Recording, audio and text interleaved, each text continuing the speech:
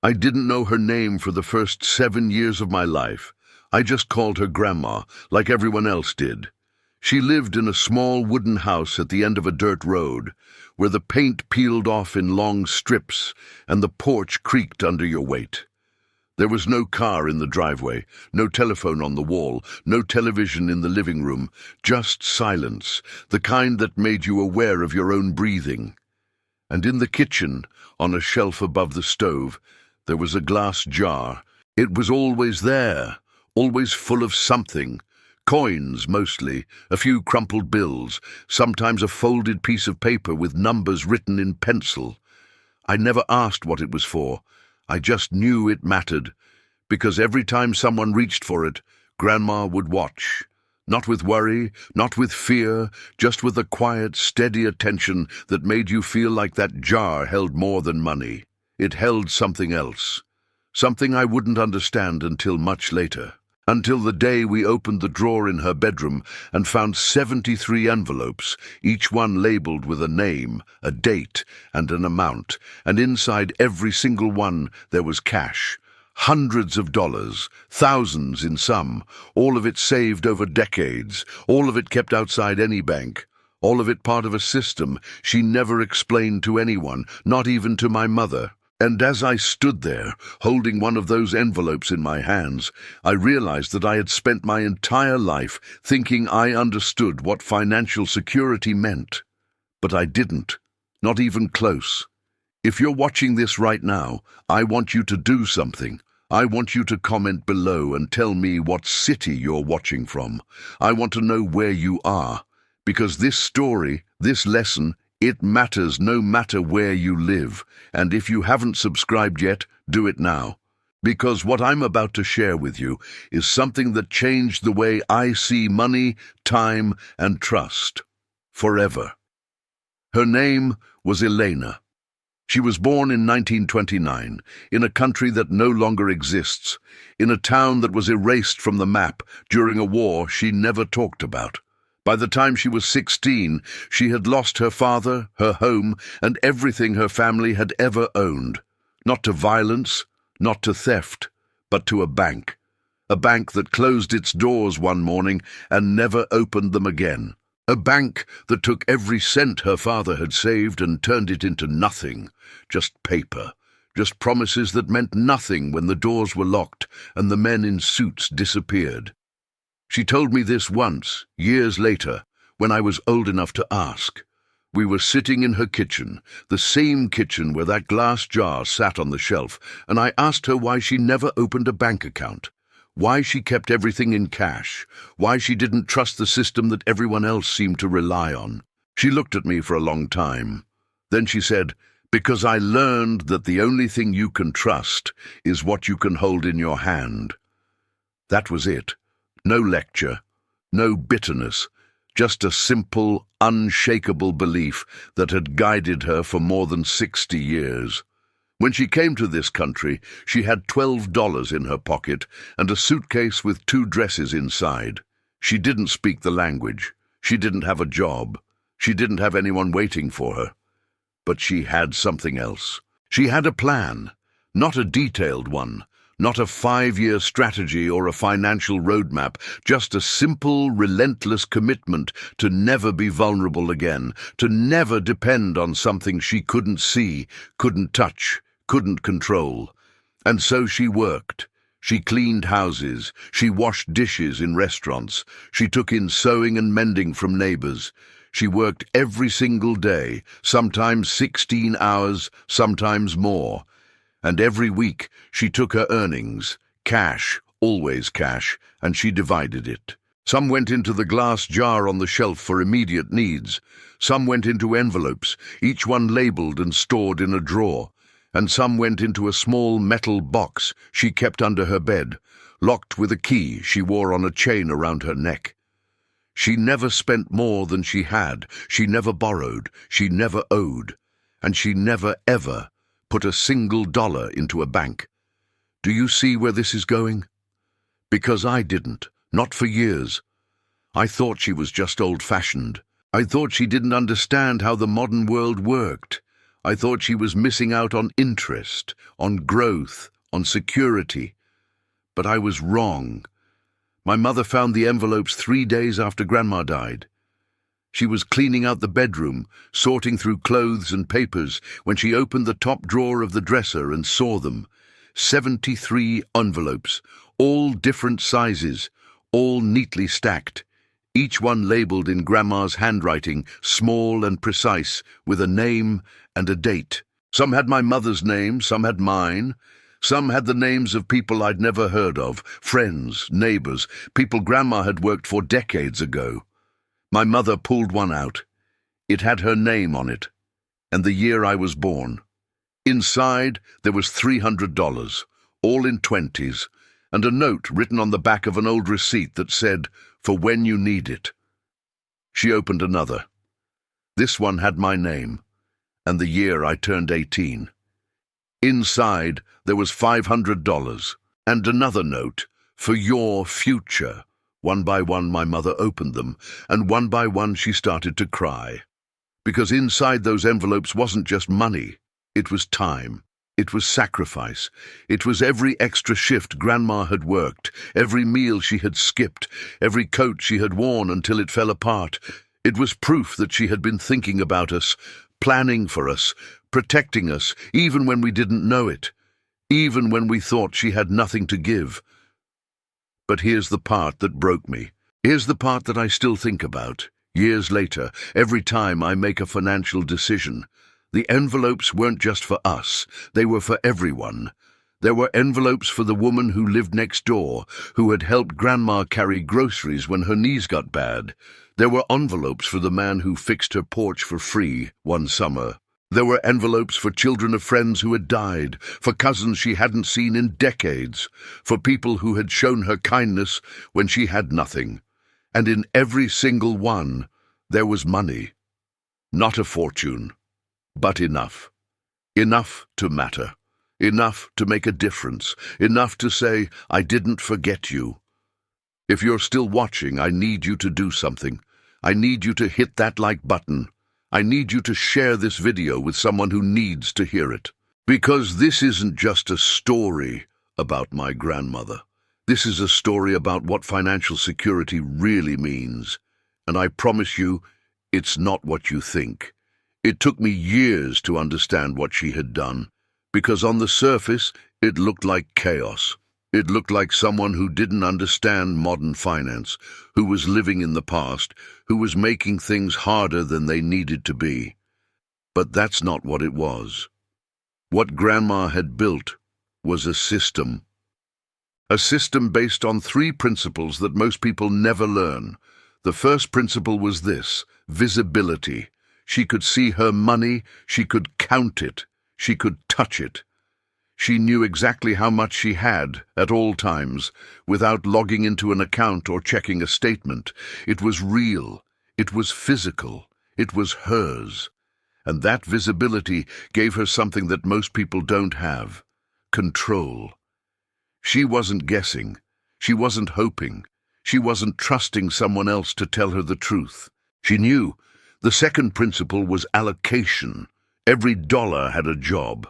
Some dollars were for food, some were for rent, some were for emergencies, some were for gifts, some were for the future. And she never, ever mixed them up. If the rent envelope was short, she didn't take from the food envelope. She worked more, she spent less, she adjusted, but she never broke the system, because the system was what kept her safe. The third principle was patience. She didn't try to grow her money. She didn't invest in stocks or real estate or anything that required risk. She just saved, slowly, consistently, over decades.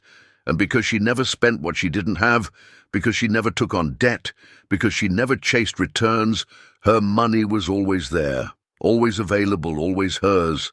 It wasn't sexy, it wasn't exciting, it wasn't the kind of strategy you'd see in a financial magazine, but it worked.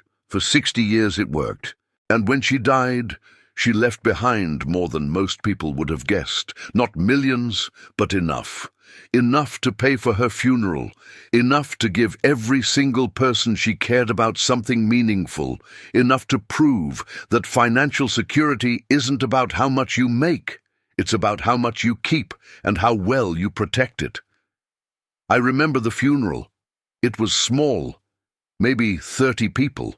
Most of them were old, like Grandma. Some of them I recognized, some I didn't. But every single one of them had a story. The woman who lived next door told us that Grandma had paid for her daughter's school supplies every year for a decade. The man who fixed the porch told us that Grandma had given him money when his wife was sick and refused to let him pay it back. A woman I'd never met told us that Grandma had sent her $50 every Christmas for 20 years, ever since her husband died. And one by one, they said the same thing. She never had much, but she always gave, and I realized, standing there listening to these stories, that Grandma had understood something that most of us spend our whole lives missing. She understood that financial security isn't about having enough for yourself. It's about having enough to be generous, to be reliable, to be the person others can count on. And that kind of security doesn't come from a big salary or a good investment. It comes from discipline, from sacrifice, from living below your means and saving above your fears. One man, someone I didn't recognize, came up to me after the service. He was probably in his 70s, wearing a suit that looked too big for him. He shook my hand and said, "Your grandmother saved my life." I didn't know what to say. He smiled, a sad, tired smile, and said, "I was going to lose my house. This was 30 years ago. I had medical bills, I couldn't work, I couldn't pay the mortgage. I didn't know what to do. And your grandmother, she barely knew me. She gave me $2,000, just handed it to me in an envelope. She said, 'Pay me back when you can.' I tried to pay her back 5 years later. She wouldn't take it. She said, 'Give it to someone else who needs it.'" He paused. His eyes were wet. "I've been doing that ever since. Every year, I find someone who's struggling, and I give them what she gave me because of her." I couldn't speak. I just nodded. And he walked away. And I stood there in the parking lot of a funeral home, realizing that my grandmother had done something I didn't even have words for. She had created a legacy, not with wealth, but with trust, with generosity, with a system that didn't just protect her, it protected everyone around her. Here's what I wish I had asked her. I wish I had asked her how she decided how much to save. I wish I had asked her how she stayed disciplined when things got hard. I wish I had asked her what it felt like to live that way, to never rely on credit, to never trust a bank, to carry everything on her own shoulders. But I didn't. Because I was young. Because I thought I had time. Because I thought the way she lived was outdated, irrelevant, something that didn't apply to me, and now she's gone. And all I have are the envelopes, and the stories, and the slow, creeping realization that she was right about almost everything. She was right that you can't trust systems you don't control. She was right that visibility matters. She was right that discipline is more powerful than income. She was right that generosity is the highest form of security, and she was right that the best financial plan isn't the one that makes you the most money. It's the one that lets you sleep at night. If you're still here, I want you to subscribe. I want you to comment.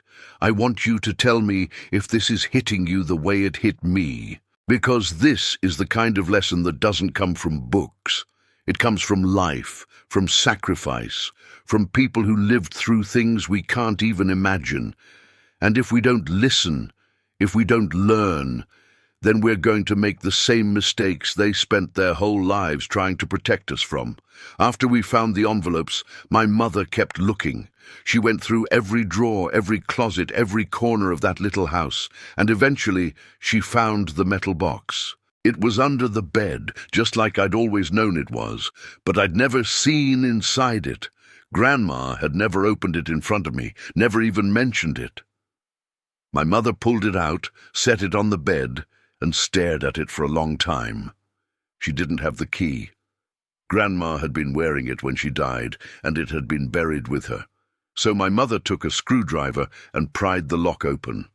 Inside, there were more envelopes, smaller ones, and a notebook. The notebook was old, the pages yellowed and brittle, and inside, in Grandma's handwriting, was a record of every dollar she had ever saved, every dollar she had ever given away, every dollar she had ever spent, going back 50 years of entries, dates, amounts, names, all of it written in pencil in tiny, careful letters. Some of the entries were just a few words. Groceries, $12. Rent, $85. Maria's baby, $20. Some were longer. Paid for neighbor's heating bill. He has no job, $150. Do not tell him it was me. Gave $50 to church for family who lost house in fire. Anonymous. Saved $30 this month. Put in future envelope for grandson. My mother read it out loud, page after page, and I just sat there listening, feeling something I didn't have a name for. It wasn't sadness, it wasn't pride, it was something bigger. It was the weight of a life lived with intention, with purpose, with a clarity that most of us never find.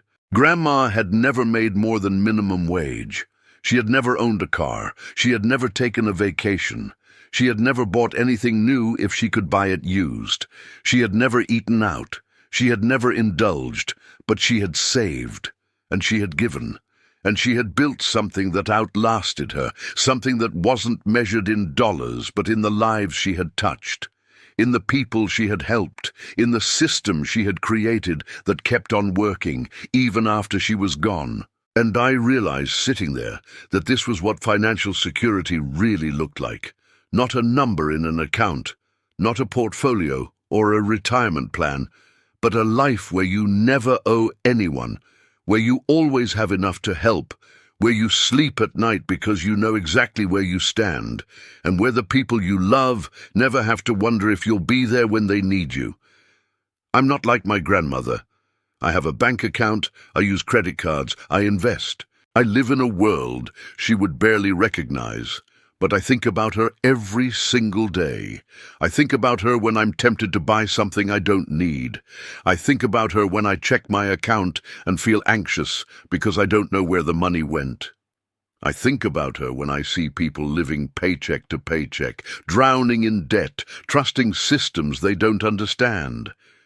And I think about the jar on the shelf, the envelopes in the drawer, the notebook under the bed. Because those weren't just tools, they were a philosophy that said you are responsible for yourself. You cannot outsource your security. You cannot rely on promises. You can only rely on what you build with your own hands over time. And the crazy thing is, it worked. It worked better than most of the financial advice I've ever heard, because Grandma never lost money in a crash. She never paid interest on debt. She never stressed about markets or inflation or economic downturns. She just lived, simply, carefully, generously. And she died with enough to be remembered, enough to be missed, enough to leave something behind that mattered. I started keeping my own envelopes about 5 years ago. I don't do it exactly the way she did. I still use a bank, I still save digitally, but I have cash at home now. I have envelopes labeled for different things. I have a notebook where I write down what I save and what I spend. And I have a rule. I never spend money I haven't seen. I never buy something unless I've physically set aside the cash for it first. It sounds old-fashioned. It sounds inefficient, but it works. Because it makes money real again. It makes spending a choice, not a reflex. It makes saving visible, tangible, something you can feel proud of. And it makes generosity possible. Because when you can see what you have, when you know exactly where you stand, it's easier to give. It's easier to help. It's easier to be the kind of person Grandma was, the kind of person people remember. If you've made it this far, I need you to do one thing. I need you to think about someone in your life who taught you something about money, someone who showed you, not by lecturing but by living, and I need you to comment their name below. Because those people, those quiet, disciplined, generous people, they're the ones who change the world. One envelope at a time. Inside the metal box, underneath the notebook, there was one more thing. A letter. It was addressed to my mother. The envelope was sealed, and on the front, in Grandma's handwriting, it said, "Open this when you need to remember." My mother didn't open it right away. She held it for a long time, turning it over in her hands, and then she set it aside. She said she wasn't ready. It stayed in her drawer for almost a year.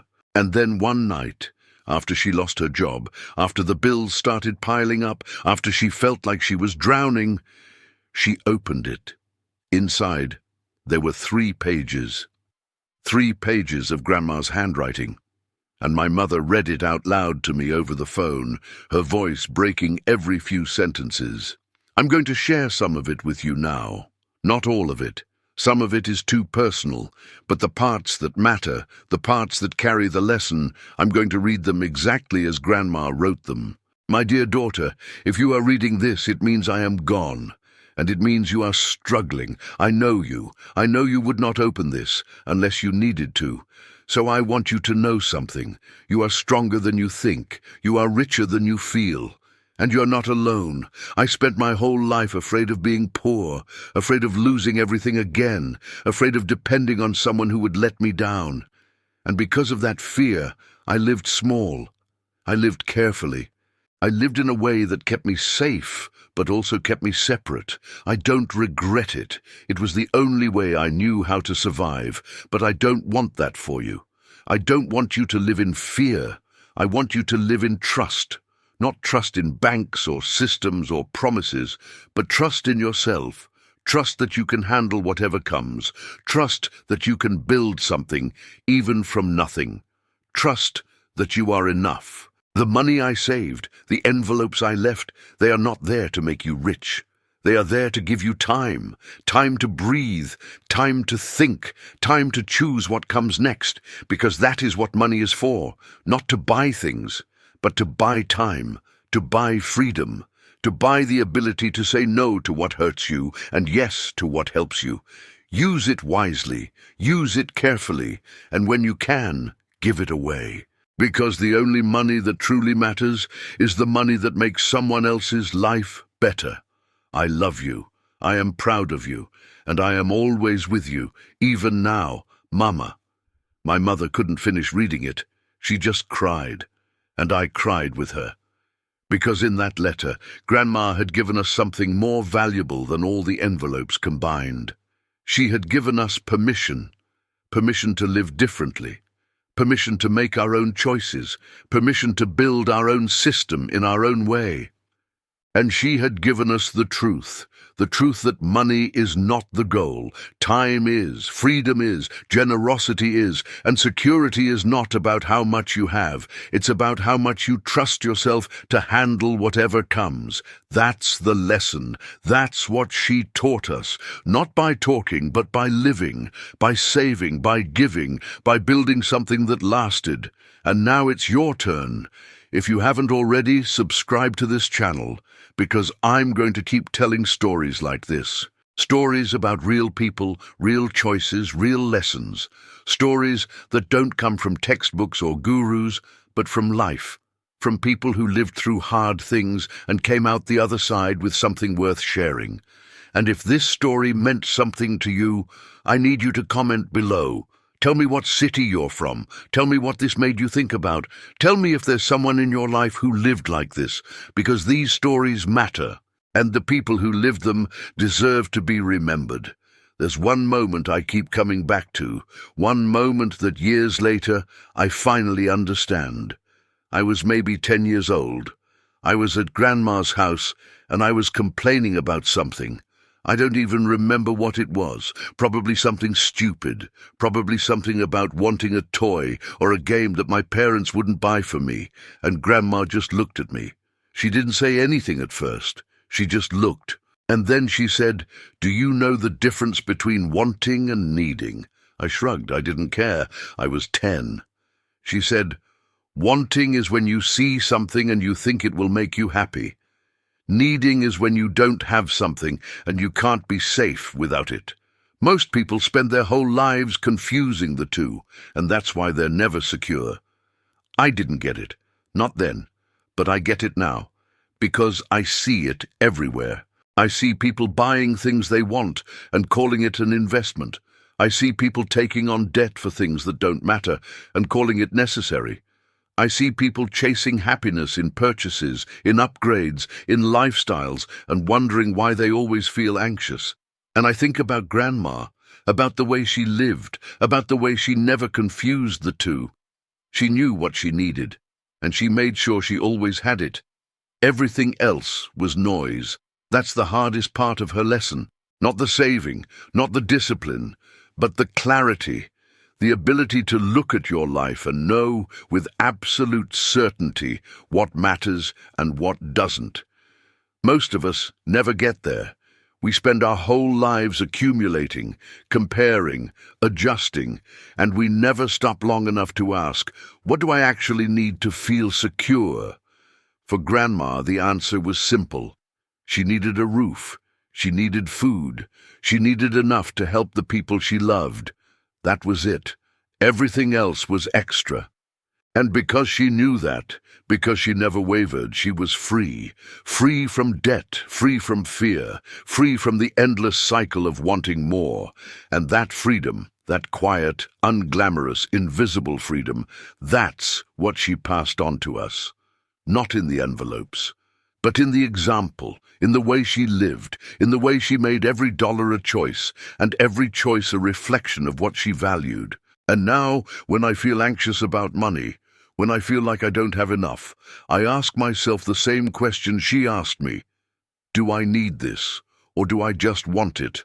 And most of the time, the answer is clear. And most of the time, that clarity is enough to bring me back. Back to the system, back to the plan, back to the truth that security is not about having everything. It's about knowing what you need and making sure you always have it. There was one envelope my mother didn't open right away. It was at the bottom of the drawer, underneath all the others. It was bigger than the rest, heavier, and on the front it just said, "For all of you, when I'm gone." She waited until we were all together, me, my siblings, my aunts and uncles, and then she opened it. Inside there was $10,000, all in cash, all in clean, crisp bills, and a note. The note said, "This is not an inheritance, this is a choice. You can divide it. You can spend it, you can save it. But I want you to do one thing first. I want you to sit together, and I want you to talk about what security means to you, not what you think it should mean, not what someone told you it means, but what it really means, in your life right now. And then I want you to use this money in a way that brings you closer to that, not farther. Closer. I love you all, don't forget me, but more importantly, don't forget what I tried to teach you. That money is a tool, not a goal, and the best thing you can do with it is build a life where you don't have to think about it every day, where you sleep well, where you help others, where you know deep in your bones that you will be okay. That is security. Everything else is just numbers. We sat there for hours, talking, arguing, laughing, crying, and eventually we made a plan. We divided the money. Some of it went to pay off debt. Some of it went into savings. Some of it went to charity in Grandma's name, and some of it went into new envelopes labeled with the names of the next generation. My daughter, my nieces and nephews, the children who would never meet Grandma, but who would inherit her system, her philosophy, her belief that financial security is not about what you earn, it's about what you keep, what you control, what you give, and what you pass on. And now, years later, I have my own jar on my own shelf, and my own envelopes in my own drawer, and my own notebook where I write down what I save and what I spend, and every time I add to it, every time I set aside a little more, I think about her, about the woman who never had a bank account, who never trusted the system, who built her own security $1 at a time over 60 years, and who taught me that the real measure of wealth is not how much you have when you die. It's how many people remember you, how many lives you touched, how many envelopes you left behind. So here's my question for you. Are you building security, or are you just chasing comfort? Because they're not the same thing. Comfort is easy. Comfort is spending what you make. Comfort is trusting that everything will work out. Security is harder. Security is discipline. Security is saying no to things you want so you can say yes to things you need. Security is knowing at any moment exactly where you stand. And here's the truth that no one wants to hear. You can't buy security. You can't finance it. You can't outsource it to an app or a bank or an advisor. You have to build it yourself. Over time, with choices that no one will see and no one will celebrate. But that will protect you when everything else falls apart. That's what Grandma knew. That's what she lived. And that's what she left behind. Not a fortune, but a system that worked, a system that kept her safe, a system that made generosity possible, and a system that, if you're willing to learn it, can change your life. The first time I tried to explain Grandma's system to a friend, they laughed. They said, "You mean she just kept cash in her house? That's dangerous. That's foolish. What if someone broke in? What if there was a fire?" And I understood why they said it, because we live in a world where we're told that the safest place for money is in a bank, in an account, in investments. Somewhere we can't see it, can't touch it, but can trust it's growing. But Grandma didn't see it that way. For her, the danger wasn't in keeping cash at home. The danger was in trusting someone else with everything you had. The danger was in depending on a system that could change, that could fail, that could lock you out when you needed it most. And she had lived through that. She had seen it happen, not just to her father, but to neighbors, to friends, to entire communities. She had seen people lose everything because they believed in promises, because they trusted institutions, because they thought that putting their money somewhere else meant it was safe.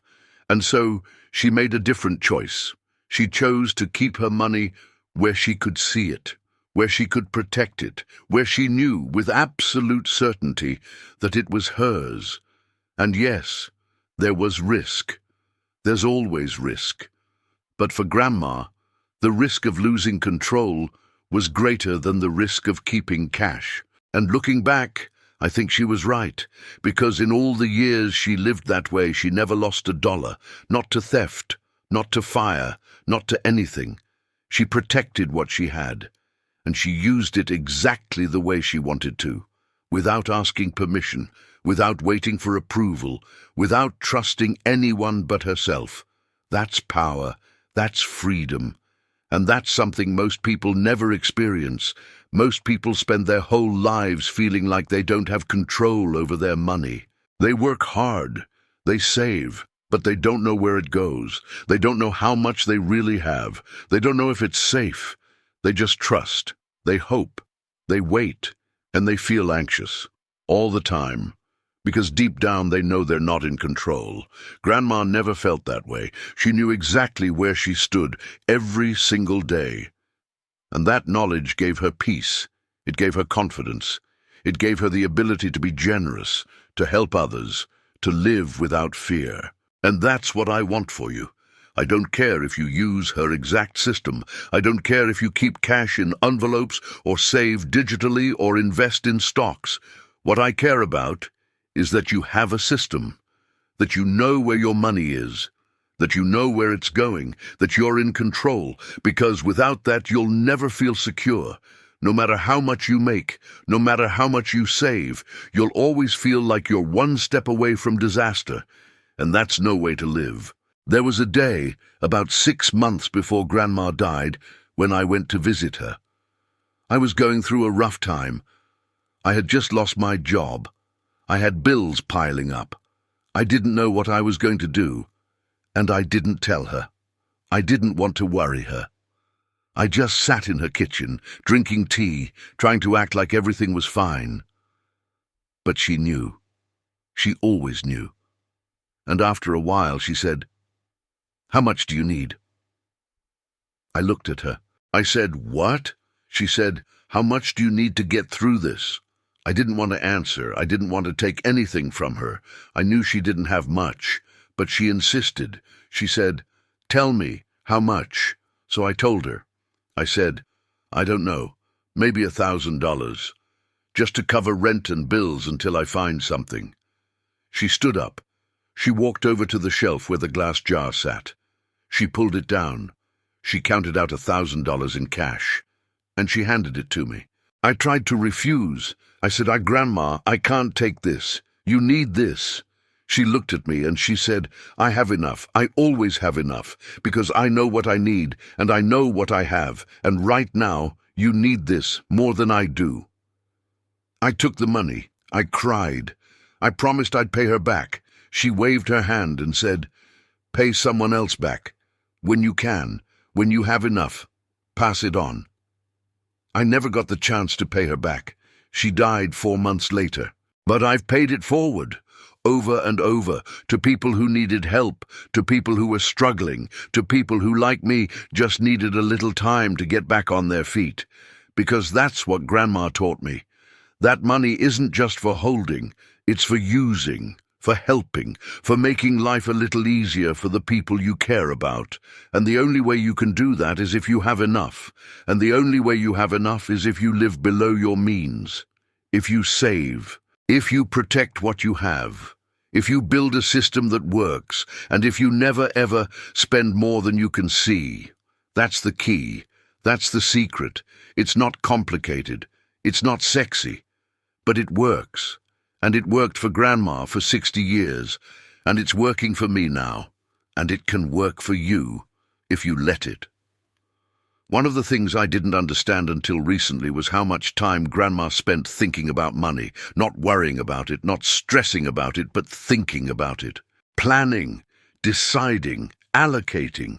Every week she would sit at her kitchen table with her earnings in front of her, and she would divide it. So much for rent. So much for food, so much for utilities, so much for savings, so much for gifts. And she would write it all down in her notebook, every dollar, every decision. It took her maybe an hour, maybe less. But she did it every single week, without fail. And because she did that, she always knew where she stood. She never had to guess. She never had to check an account. She never had to wonder if she had enough. She knew. And that knowledge gave her power. It gave her control. It gave her peace. And it's something most people never experience. Because most people don't want to spend an hour a week thinking about money. They want it to be automatic. They want it to be easy. They want to set it and forget it. But the problem with that is you lose visibility. You lose control. You stop knowing where your money is going. And then, when something goes wrong, when an unexpected bill comes up, when you lose your job, you panic because you don't know where you stand. You don't know if you have enough. You don't know what to cut. You just hope. And hope isn't a plan. Grandma knew that, and so she made a plan every single week for 60 years. And because of that, she was never caught off guard. She was never surprised. She was never desperate. She was always prepared. And that preparation is what gave her security, not the money. The preparation, the discipline, the commitment to knowing always exactly where she stood. And that's something you can do. Starting today, you don't need a lot of money. You don't need a complicated system. You just need to sit down once a week and decide where your money is going. Write it down, divide it, allocate it, and then stick to it. That's it. That's the whole system, and it works. I promise you, it works. There was a woman at the funeral I'll never forget. She was younger than most of the others, maybe in her 40s, and she came up to my mother and said, "I don't know if you remember me, but your mother changed my life." My mother didn't recognize her. The woman smiled and said, "I was homeless about 15 years ago. I was living in my car with my 2 kids. I had lost my job, lost my apartment, lost everything. And one day I was parked outside the grocery store, trying to figure out what to do, and your mother knocked on my window." She paused. Her eyes filled with tears. She handed me an envelope. She said, "This is for you. Use it to get back on your feet." Inside, there was $500 and a note that said, "You are stronger than you think. Don't give up." I tried to find her. I tried to thank her, but she was gone. I didn't even know her name. The woman looked at my mother. She said, "That money gave me enough to get a room, to buy food, to have time to find a job, and I did. I rebuilt my life. I got my kids into school. I got an apartment. I got stable. And I've been stable ever since, because of her." My mother was crying. The woman was crying. I was crying, because that's who Grandma was. She saw people. She helped people. And she never asked for credit. She never asked for thanks. She just gave. And she moved on. And the ripple effects of that generosity are still spreading, even now, even after she's gone, because that woman is still helping people. She told us she volunteers at a shelter now. She donates. She mentors. She passes on what Grandma gave her.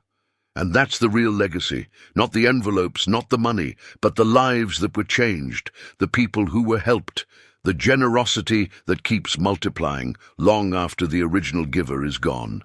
And that's what I want you to understand. That financial security isn't just about protecting yourself.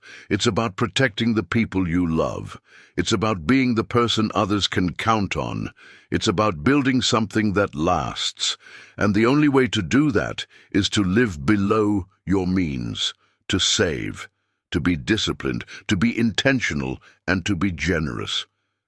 If you're still watching, I want you to take a moment and think about this. Think about what kind of legacy you want to leave, not in terms of money, but in terms of impact, in terms of the lives you touch, in terms of the people you help, because that's what matters. That's what people remember. That's what lasts.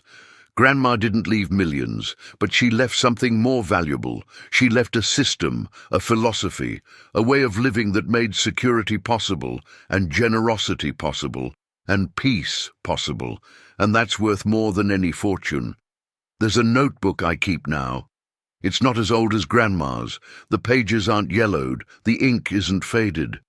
But it's mine, and in it I write down the same things she wrote down. Every dollar I save, every dollar I spend, every dollar I give, and every time I write in it, I think about her. About the discipline it took to do this every single week for 60 years, about the clarity it gave her, about the peace it brought her, and I realize that this isn't a burden. It's a gift. Because when you know where your money is, when you know where it's going, when you have a plan and you stick to it, life gets simpler. Decisions get easier, anxiety fades, and you start to feel something most people never feel: control. Not control over everything. You can't control the economy. You can't control your employer. You can't control unexpected expenses. But you can control how you respond. You can control how you prepare. You can control what you do with the money you have. And that control is everything. It's the difference between feeling powerless and feeling capable, between feeling anxious and feeling calm, between feeling vulnerable and feeling secure. And it doesn't require a high income. It doesn't require wealth. It just requires discipline, consistency, and a commitment to living below your means. Grandma proved that. She never made much, But she always had enough, because she lived carefully, because she planned, because she never spent more than she had. And the beauty of her system is that it's accessible to anyone. You don't need special skills.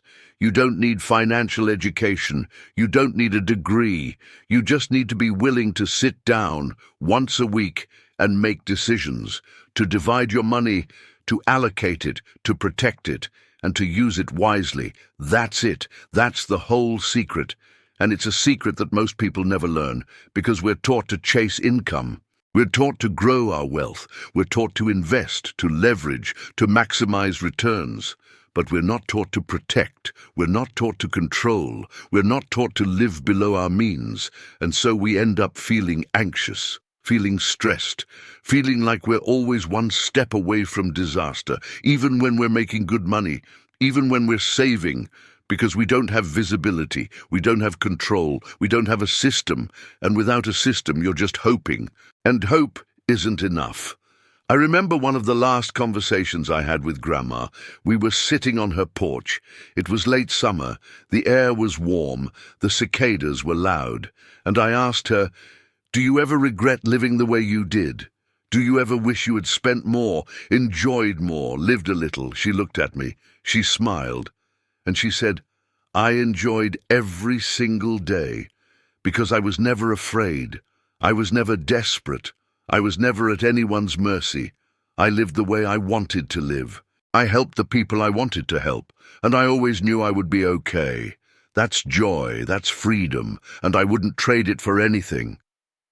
And I realized, sitting there, that she was right.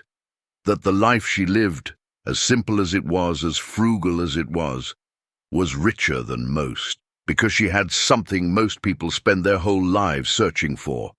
She had peace, she had security, she had control, and she had the freedom to be generous, to be kind, to be the person she wanted to be, without compromise, without fear, without regret.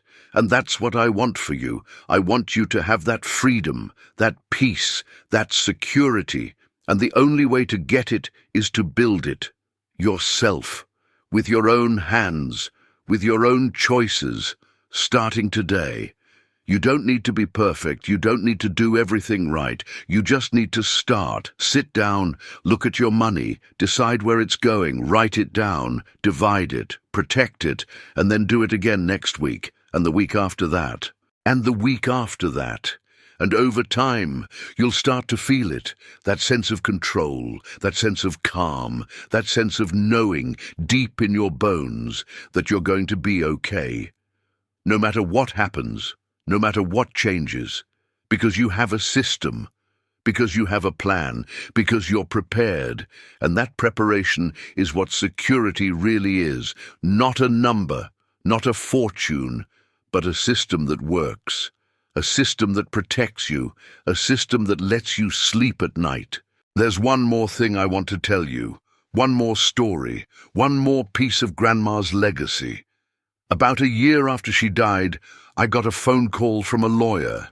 He said he was handling the estate of a woman I'd never heard of, and that this woman had left me something in her will. I was confused. I didn't know anyone by that name, but I went to his office, and he handed me an envelope. Inside, there was a check for $2,000 and a letter. The letter said, "You don't know me, but I knew your grandmother. 30 years ago, I was struggling. I was a single mother. I had medical bills I couldn't pay. I was about to lose my home, and your grandmother gave me money.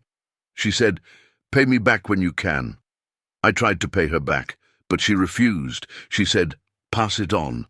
So I did. I helped others. I gave when I could. I built a life, and now, at the end of my life, I want to pass it on one more time. To you, because of her. Use it wisely. Use it generously, and keep the chain going."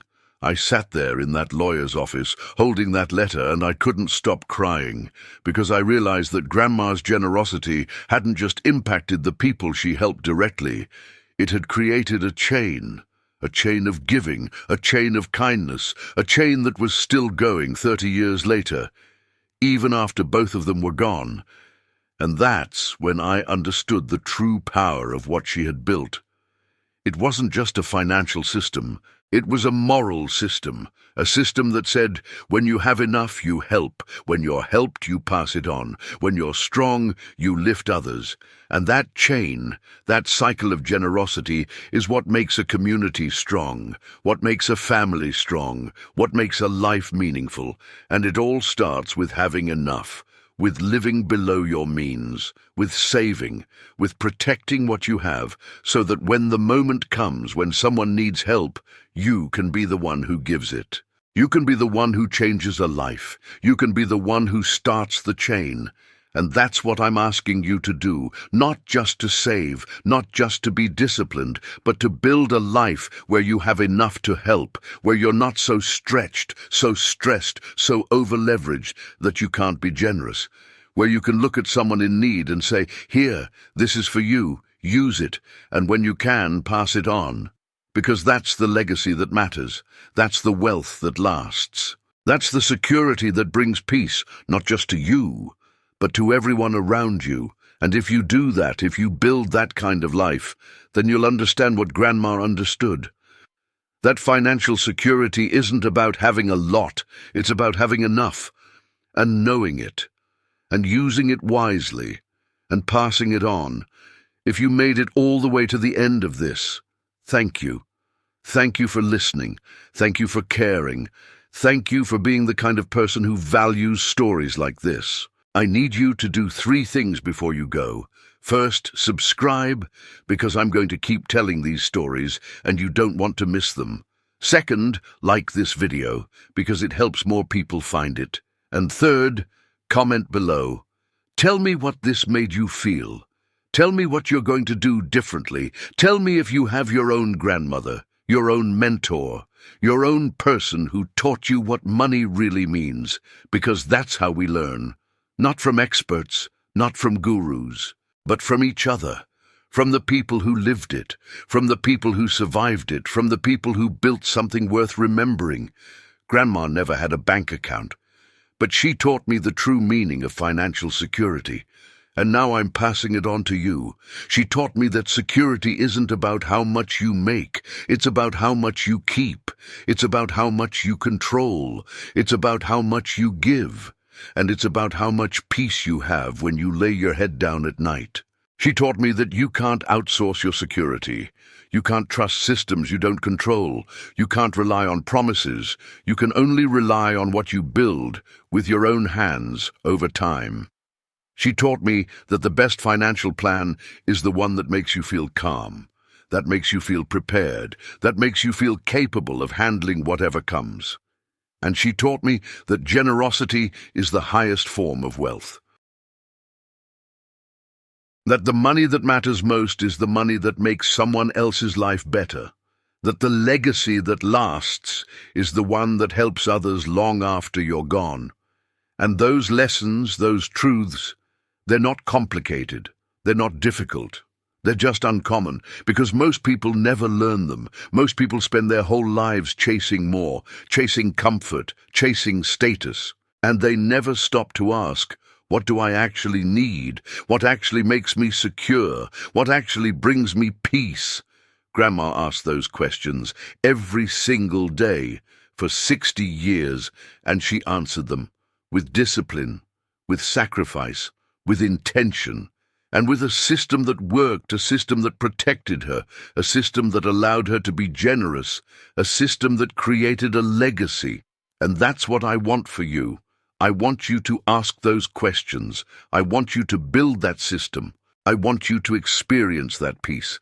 Because it's possible, it's accessible, it's within your reach. You don't need a lot of money, you don't need a high income. You just need to be willing to live below your means, to save, to protect what you have, to be disciplined, to be intentional, and to be generous. That's it, that's the whole formula. And it works. I've seen it work, I've lived it, and I'm living it now. And if you commit to it, if you build it, if you stick with it, it will work for you too. So here's my final question. What are you going to do? Are you going to keep living the way you've been living, hoping everything works out, Trusting systems you don't control? Feeling anxious every time you check your account? Or are you going to build something different? Something stronger, something that gives you control, gives you peace, gives you the ability to help others. Because the choice is yours, and the time is now. Grandma didn't wait. She didn't hope. She didn't trust. She built. Starting with $12 and a suitcase, and over 60 years, she created something that outlasted her. Something that's still helping people today. And you can do the same. Starting today, starting right now, with whatever you have. It doesn't matter if it's $12 or 12,000. What matters is that you start, that you commit, that you build. $1 at a time, 1 week at a time, one decision at a time. And if you do that, if you stay disciplined, if you stay intentional, if you stay generous, then one day, years from now, someone will tell a story about you, about the person who helped them when they had nothing, about the person who changed their life, about the person who taught them what security really means. And that story will be your legacy. Not the money you left behind, but the lives you touched, the people you helped, the system you built, and the chain of generosity you started. And that legacy will outlast you, just like Grandma's legacy outlasted her, just like her envelopes are still being opened, just like her lessons are still being learned, just like her generosity is still being passed on. And that's what it means to build real wealth, wealth that lasts, wealth that matters, wealth that makes a difference, not in your bank account, but in the world, in the lives of the people you love, in the legacy you leave behind. Grandma never had a bank account, but she was richer than most, because she knew what security really meant. And now so do you. So go, build, save, protect, give, and pass it on, because that's what matters. That's what lasts. That's what makes life worth living. Thank you for being here. Thank you for listening. And thank you for being willing to learn. Now go do something with it.